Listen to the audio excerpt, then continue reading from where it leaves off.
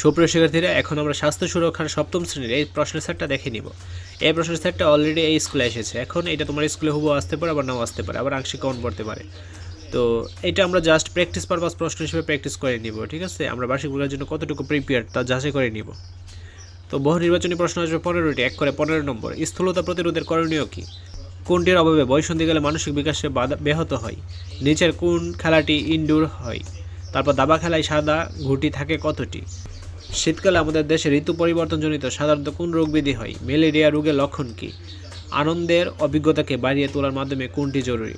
হঠাৎ আবেগ অনুভূতি পরিবর্তন হয় কিসের প্রভাবে? তো এখানে দেখো একটা উদ্দীপক দেওয়া রয়েছে। এখন এই উদ্দীপকটার আলোকে 9 ও 10 নং প্রশ্ন উত্তর দিতে হবে। যেমন প্রয়োজন কী? হাই এভরিওয়ান, এটি আমার পার্সোনাল চ্যানেল, সবাই সাবস্ক্রাইব করে দিও। এখনও ভিডিও আপলোড হয়নি, ভেরি সুন ভিডিও আপলোড করা হবে। চ্যানেলের লিঙ্ক ভিডিও অ্যান্ড কমেন্ট বক্সে দেওয়া থাকবে।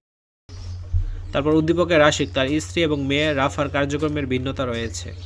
তো এই প্রশ্নগুলো দেখো ক্লিয়ারলি বোঝা যাচ্ছে। তোমাদের কাজ হলো এখান থেকে কয়টা তোমরা পারতেছো, আর যেগুলো পারতেছো না গাইড বা বই থেকে কালেক্ট করে পরে ফেলবা।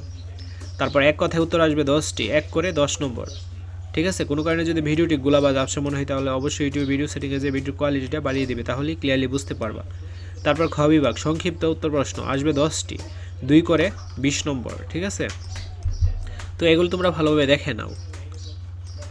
তোমাদের প্রশ্ন থাকতে পারে কী করে না আমরা এই রকম প্রশ্ন সেটগুলো ইউটিউবে আপলোড করে দিচ্ছি। মূলত তোমাদের বার্ষিক পরীক্ষার প্রস্তুতি যেন ভালো হয়, বার্ষিক পরীক্ষা ভালো করতে পারো, তার জন্যই এরকম ভিডিওগুলো বা প্রশ্নের সেটগুলো ইউটিউবে আপলোড করা।